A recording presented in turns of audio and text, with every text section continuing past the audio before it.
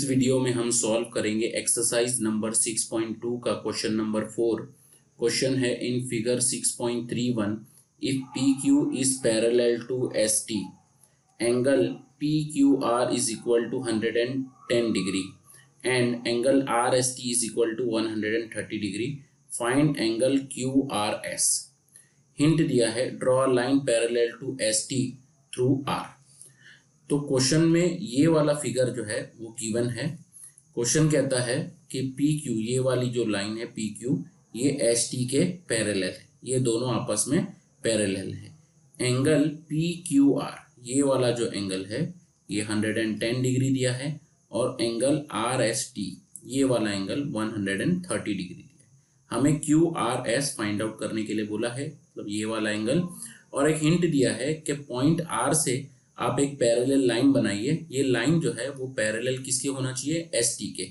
अगर हम line ST के पैरेलल ड्रॉ करेंगे तो वो PQ के भी पैरेलल अपने आप हो जाएगी, क्योंकि ST और PQ जो है वो आपस में पैरेलल है।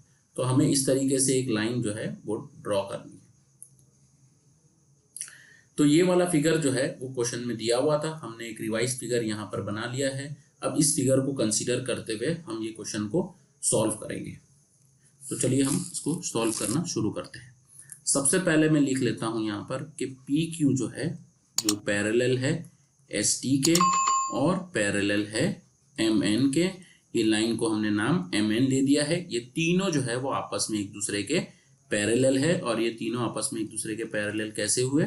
तो बाय कंस्ट्रक्शन।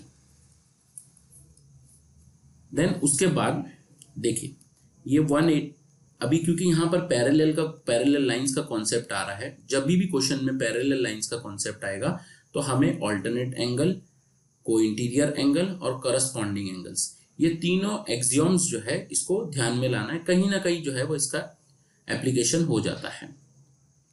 तो इस यहाँ पर जो है हम यहाँ पर ये एंगल 130 दिया है, तो ये वाला एंगल जो है ये ST और MN ये पैरेलल है। SR जो है वो इसका ट्रांसवर्सल है।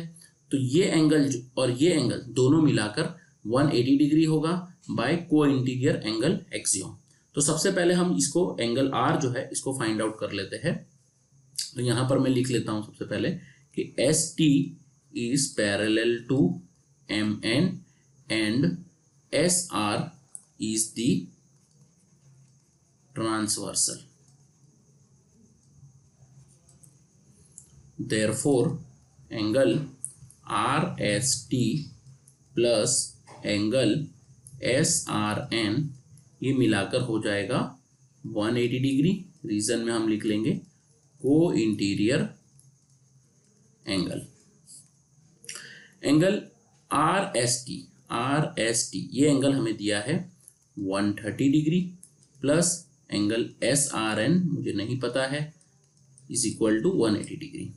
तो एंगल SRN जो है वो हो जाएगा 180 minus 130, that is angle SRN जो है उसकी वैल्यू मुझे मिल जाएगी 50 डिग्री। अब यहाँ पर जो है एंगल PQR ये 110 डिग्री दिया है। अगर हम देखें तो PQ और MN जो है ये लाइन पैरेलल है और ये QR जो है वो इसका ट्रांसवर्सल है। तो ये एंगल PQR और एंगल QR ये पूरा QRN ये पूरा जो है ये दोनों इक्वल हो जाएगा, यानी ये वाला एंगल Q और ये वाला एंगल जो है वो QRN ये इक्वल हो जाएगा, दोनों 110 डिग्री हो जाएगा। तो सबसे पहले हम ये कर लेते हैं, PQ is parallel to MN and QR is the transversal.